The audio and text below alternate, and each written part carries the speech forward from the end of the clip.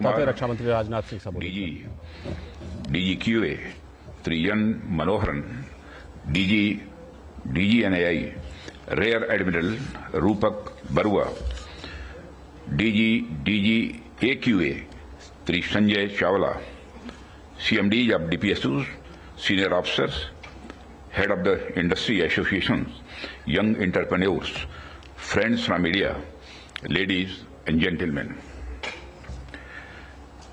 जिस समय secretary defence production welcome speech दे रहे थे तो उन्होंने आभार व्यक्त किया कि मैं इस कार्यक्रम में आप सबके बीच उपस्थित हूं। सच्चाई यह है, खैर उन्हें औपचारिकता पूरी करनी थी, पूरी की उन्होंने, लेकिन इस नेशनल क्वालिटी कॉन्क्लेव में आना मुझे बेहद अच्छा लगा है।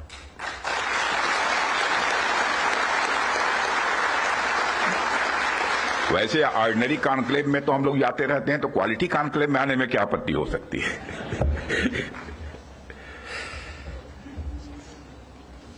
साथियों, सबसे पहले तो मैं हमारी आर्म्ड फोर्सेज ने कल जो कार्रवाई की है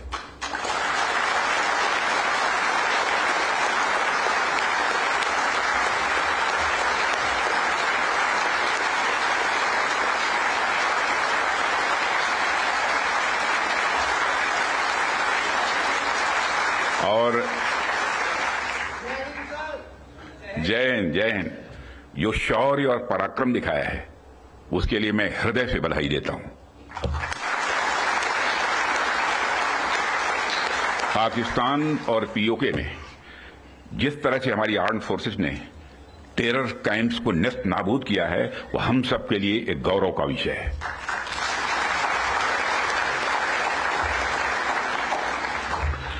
साथियों, आप सभी नेशनल क्वालिटी कॉन्क्लेव का आयोजन ये आपका चल रहा है। क्वालिटी की क्या भूमिका होती है, यह क्या रोल अदा करती है, इसका नमूना हमने कल देखा।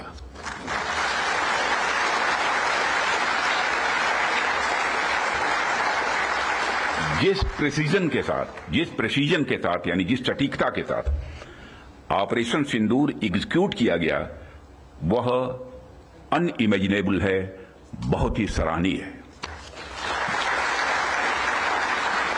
इसमें 9 टेररिस्ट कैंप्स तबाह हुए और अच्छी खासी संख्या में आतंकी मारे गए। जिस तरह से इस ऑपरेशन को किसी भी इनोसेंट को नुकसान पहुंचाए बिना मिनिमम कोलेटरल डैमेज के साथ अंजाम दिया गया, वह इसलिए संभव हो पाया क्योंकि हमारे formidable and professionally trained armed forces के पास इक्विपमेंट भी हाई क्वालिटी के थे।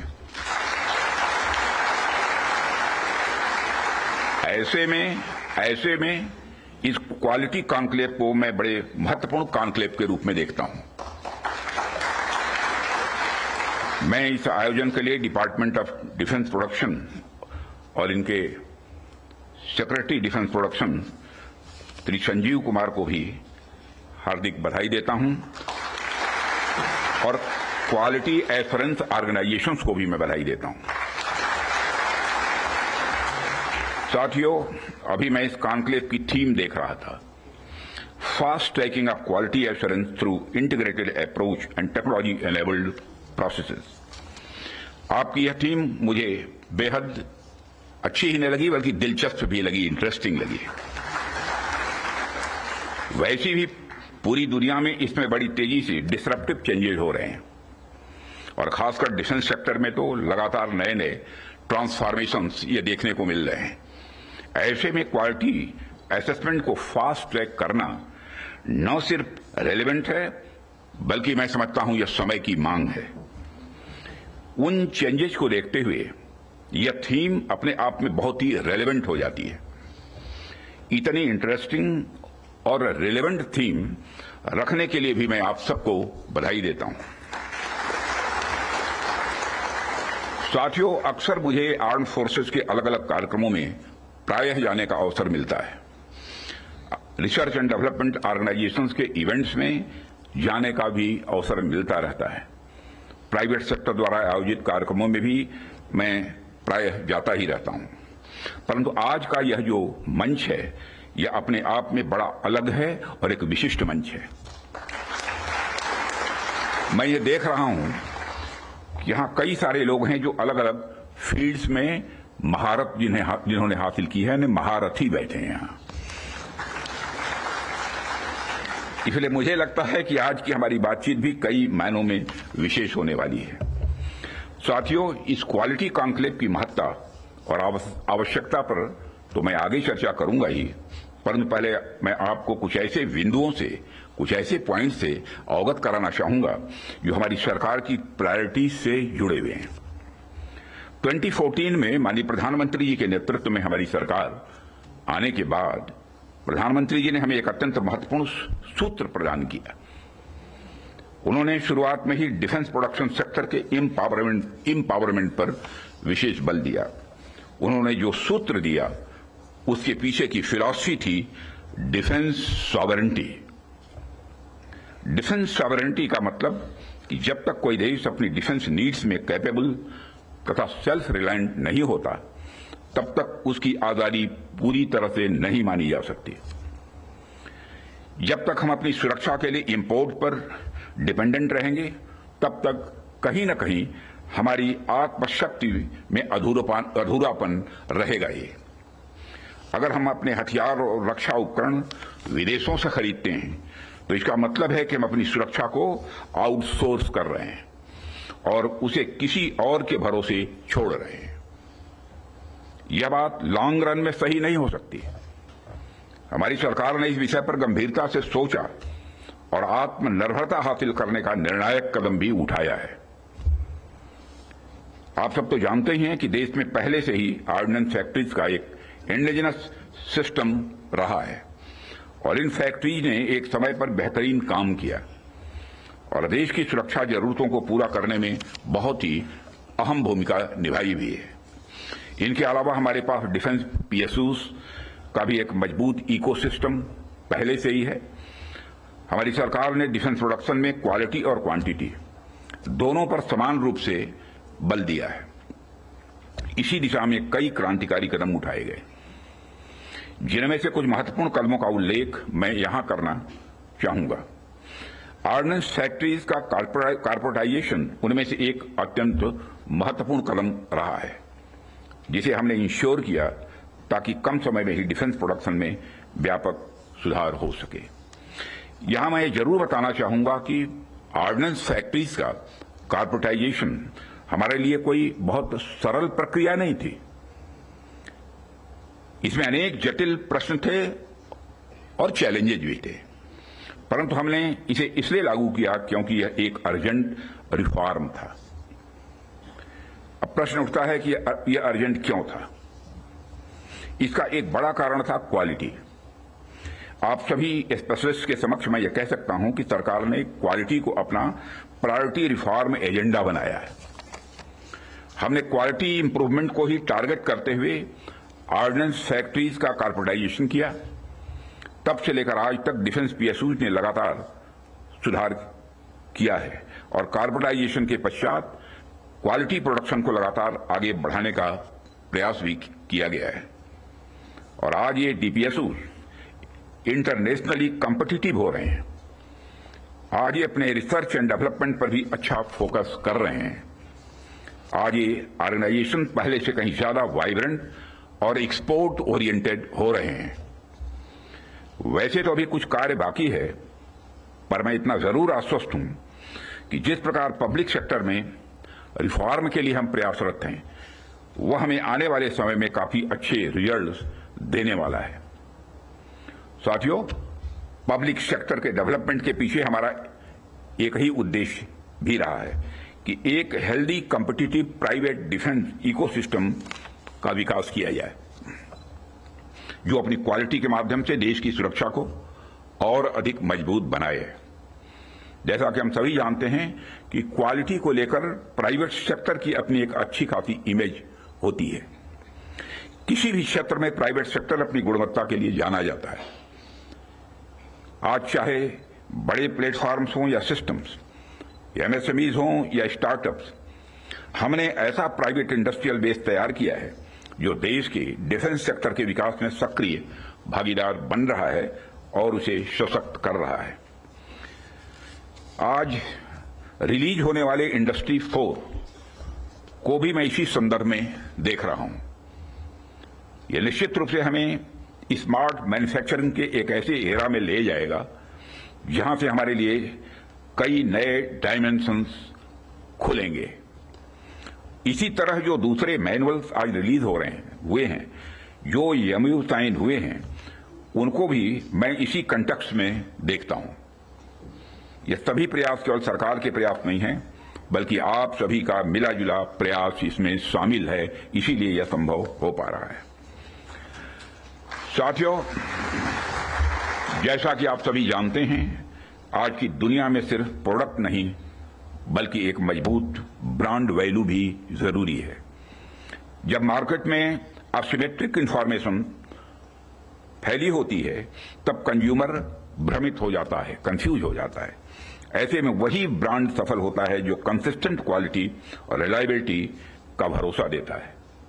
और यही कारण है कि हमें इंडियन डिफेंस इंडस्ट्री को एक स्ट्रांग और ट्रस्टेड ब्रांड बनाना ही होगा। इस संदर्भ में आज मैं आपसे एक महत्वपूर्ण अपील करने के लिए आप सबके बीच खड़ा हुआ हूं। यह अपील है एक मजबूत वर्ल्ड लीडिंग और state of the art brand India का निर्माण।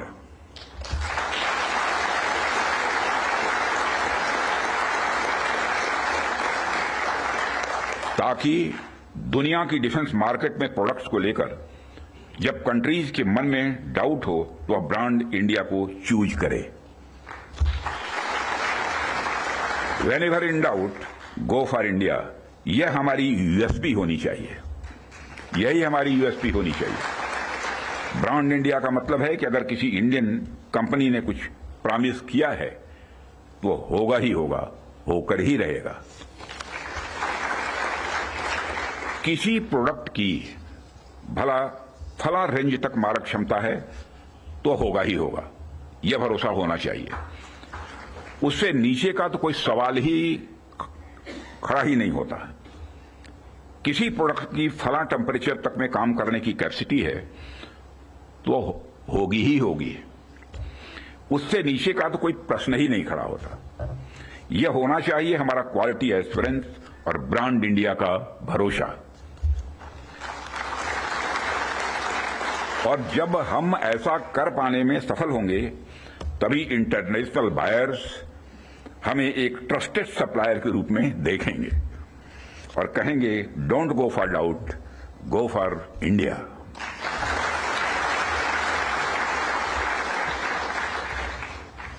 साथियों, मैं समझता हूं कि इस दिशा में प्रयास करने का यह सबसे उचित समय है, क्योंकि इस समय जो परिस्थितियां चल रही हैं उसे आप सब देख रहे हैं। हमारे रीजन में ही आज जो स्थितियां उत्पन्न हो रही हैं उससे आप सभी अवगत ही नहीं हैं बल्कि अच्छी तरह परिचित हैं।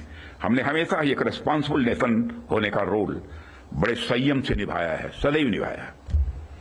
हम लगातार इस बात के पक्ष कर रहे हैं कि समस्याओं का समाधान बातचीत के जरिए से हो, परंतु इसका अर्थ यह नहीं है कि हमारी सहनशीलता का कोई नाजायज फायदा उठाए। यदि कहीं कोई हमारे इस संयम का फायदा उठाने की कोशिश करता है तो उसे कल की तरह ही क्वालिटी कार्रवाई का सामना करने के लिए भी पूरी तरह से तैयार रहना होगा।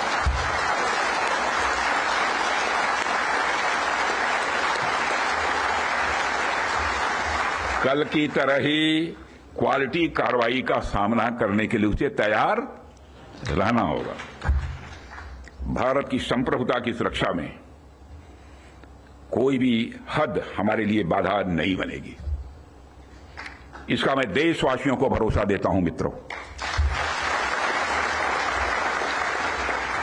ऐसे रेस्पॉन्सिबल रेस्पॉन्सेस के लिए हम आगे भी पूरी तरह से तैयार हैं। और यदि हमारी यह तैयारी बनी हुई है तो इसमें आपका एक बहुत बड़ा रोल है, बहुत ही महत्वपूर्ण रोल है। इसके लिए मैं आप सबको बधाई देना चाहता हूं, आप सबकी मैं सराहना करता हूं। भारत का यह expanding defence industrial universe, Bharat का यह expanding defence industrial universe Bharat को एक अभूतपूर्व संबल प्रदान कर रहा है। और इसी प्रकार अगर हम आज के ग्लोबल सिनेरियो पर नजर डालें तो ग्लोबल ऑर्डर में हमें बड़े बड़े चेंजेस देखने को मिल रहे हैं। हमारे सामने कई अनसर्टेन डायमेंशंस ओपन हो रहे हैं। यूरोप से लेकर एशिया तक हर जगह कॉन्फ्लिक्ट्स बढ़ते जा रहे हैं। Ukraine Russia conflict, Israel Palestine tension और मिडिल ईस्ट अनरेस्ट ने यह साबित कर दिया है कि ग्लोबल स्टेबिलिटी आज अपने आप में बहुत ही फ्रेजाइल है। अभी पिछले कुछ समय से हमें यूरोपियन यूनियन और नाटो के सिक्योरिटी सिनेरियो में भी काफी हद तक बदलाव देखने को मिल रहा है। जो यूरोपियन यूनियन एक समय पर बड़े स्तर पर नाटो पर डिपेंडेंट था, वही यूरोपियन यूनियन आज बड़े स्तर पर रीअर्मामेंट की ओर तेजी से बढ़ रहा है। जाहिर सी बात है कि जब विकसित देश रीअर्मामेंट की तरफ बढ़ेंगे तो आर्म्स एंड इक्विपमेंट की डिमांड भी स्वाभाविक रूप से बढ़ेगी क्या, बल्कि मैं यह कह सकता हूं कि यह डिमांड लगातार नई ऊंचाइयां छू रही है। हाल ही में मैं Stockholm international peace research institute की एक रिपोर्ट पढ़ रहा था और अभी कुछ दिन पहले उन्होंने एक रिपोर्ट जारी की है और उसी रिपोर्ट में यह बताया गया है कि वर्ल्ड मिलिट्री एक्सपेंडिचर 2024 में $2,718 बिलियन तक पहुंच गया है, जो अपने आप में मैं समझता हूं कि बहुत बड़ी बात है। यदि मैं और मेरे कहने का अर्थ यह है कि चाहे डोमेस्टिक डिफेंस रिक्वायरमेंट हो या इंटरनेशनल, आज आर्म्स एंड इक्विपमेंट तथा डिफेंस प्रोडक्ट्स की रिक्वायरमेंट पहले से कहीं ज्यादा है और आपके द्वारा किए जा रहे प्रयासों से इस देश का जो डिफेंस मैन्युफैक्चरिंग सेक्टर है वह ब्रांड इंडिया फिलॉसफी के साथ विश्व में अपना सिक्का जमा सकता है। साथियों, ऐसा नहीं है कि यह बात मैं सिर्फ कहने के लिए कह रहा हूं, हमने पास्ट में ऐसा करके दिखाया है। यदि मैं आंकड़ों की बात करूं तभी 2024-25 के फाइनेंशियल ईयर में हमारा डिफेंस एक्सपोर्ट अप्रॉक्सीमेटली 24,000 करोड़ के रिकॉर्ड आंकड़े को पार कर गया है और यह हम सबके लिए प्रसन्नता की बात है कि हमने इस लक्ष्य को प्राप्त किया है। लेकिन हमें यहां पर रुकना नहीं है, हमारा लक्ष्य इससे कहीं अधिक बड़ा है और हमने निर्धारित किया है कि 2029 तक डिफेंस एक्सपोर्ट को कि इस आंकड़े को बढ़ाकर हमको 50,000 करोड़ तक ले जाना है और 2047 तक जब हम पूर्ण विकसित एक डेवलप्ड नेशन के रूप में खड़े होंगे, राष्ट्र बनेंगे, उस समय तब तक तो हमें दुनिया का सबसे बड़ा डिफेंस एक्सपोर्टर बनना है। लक्ष्य बड़ा होना चाहिए, तभी हम कुछ कर सकते हैं। इतने बड़े लक्ष्य की प्राप्ति के लिए बेहद जरूरी है कि हम अपने डिफेंस इक्विपमेंट की क्वालिटी को लेकर पूरी दुनिया में एक ट्रस्ट डेवलप करें, लोगों का दिल जीतें, लोगों का भरोसा जीतें। डिफेंस इक्विपमेंट का एक्सपोर्ट करने से पहले हमें इस ट्रस्ट को एक्सपोर्ट करना पड़ेगा। डिफेंस इक्विपमेंट का एक्सपोर्ट करने से पहले हमें उस ट्रस्ट को एक्सपोर्ट करना पड़ेगा, तभी यह होगा। साथियों, उसके लिए हमें क्वालिटी को लेकर किसी पर्टिकुलर डिपार्टमेंट की रिस्पांसिबिलिटी या प्रोडक्शन प्रोसेस के स्टेज तक ही सीमित करके नहीं देखना होगा, बल्कि क्वालिटी हमारी गाइडिंग फिलॉसफी होनी चाहिए, हमारा यह कल्चर होना चाहिए जो डिफेंस मैन्युफैक्चरिंग में शामिल हर डिसीजन, हर डिजाइन और हर प्रोसेस और हर इंडिविजुअल तक अपना इन्फ्लुएंस रखे। हमारा पूरा डिफेंस इकोसिस्टम तभी मजबूत हो सकता है जब हम क्वालिटी बेंचमार्क्स को गंभीरता से लेंगे। मुझे देखकर भी खुशी होती है कि आप लोगों ने क्वालिटी के महत्व को पहचाना है, समझा है और जिस डेडिकेशन के साथ और जिस विचार के साथ आप क्वालिटी इंप्रूवमेंट पर ध्यान दे रहे हैं, वह निश्चित रूप से आने वाले समय में भारत के डिफेंस मैन्युफैक्चरिंग को एक नई ऊंचाइयों तक ले जाएगा, ऐसा मेरा पक्का विश्वास है। साथियों, वैसे तो आप सभी क्वालिटी इंप्रूवमेंट की दिशा में बहुत अच्छा काम कर रहे हैं, लेकिन जाते जाते मैं अपनी तरफ से कुछ सुझाव भी आप लोगों को देना चाहूंगा। आप सब तो जानते ही हैं, आज के जमाने में आर्टिफिशियल इंटेलिजेंस और डिजिटल टेक्नोलॉजीज की भूमिका कितनी बढ़ गई है, कितनी महत्वपूर्ण हो गई है। इसलिए आपको इस बात पर भी ध्यान देना होगा कि रियल टाइम क्वालिटी मॉनिटरिंग के लिए हम किस तरह से artificial intelligence, internet of things और मशीन लर्निंग जैसे टूल्स का प्रयोग कर सकते हैं। साथ ही साथ इवॉल्विंग ग्लोबल टेक्नोलॉजीज के साथ अलाइन करते हुए हमें अपने जो स्टैंडर्ड्स और टेस्टिंग प्रोटोकॉल्स को भी अपडेट करते रहना होगा। हमें time bound quality assurance clearances पर भी ध्यान देना होगा ताकि किसी प्रोजेक्ट को लेकर अनवांटेड डिले देखने को न मिले। साथियों, मेरा यह भी मानना है कि हमारी क्वालिटी असेसमेंट एजेंसीज को अपनी डेफिशिएंसीज पर भी हमेशा ध्यान रखना चाहिए और किस प्रकार इन डेफिशिएंसीज को मॉडर्नाइजेशन और टेस्टिंग इंफ्रास्ट्रक्चर के डेवलपमेंट के द्वारा दूर किया जाए, उस पर भी कार्य करते रहना चाहिए, ऐसा मेरा सुझाव है। और इस प्रकार नीश टेक्नोलॉजी के क्षेत्र में लगातार गैप एनालिसिस करते रहना एक आवश्यक कदम होगा। डिपार्टमेंट ऑफ डिफेंस प्रोडक्शन और भारत सरकार आपके साथ कदम से कदम मिलाकर चलने के लिए तैयार है और हम आपके फीडबैक का भी स्वागत करेंगे।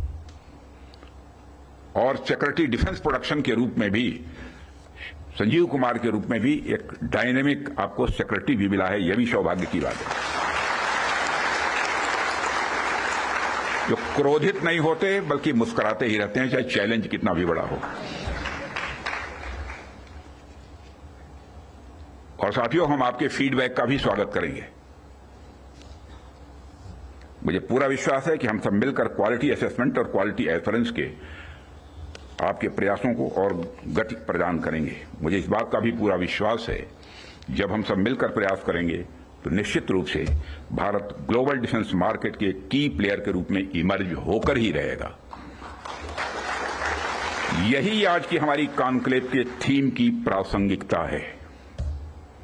मैं आप सभी का आभार व्यक्त करता हूं कि आपने इतने रेलेवेंट टॉपिक पर इस कॉन्क्लेव का आयोजन किया। इस इनिशिएटिव्स के लिए आप सभी बधाई के पात्र हैं और इस कॉन्क्लेव की सफलता के लिए मैं हार्दिक शुभकामनाएं देते हुए अपना निवेदन समाप्त करता हूं। सीधा प्रसारण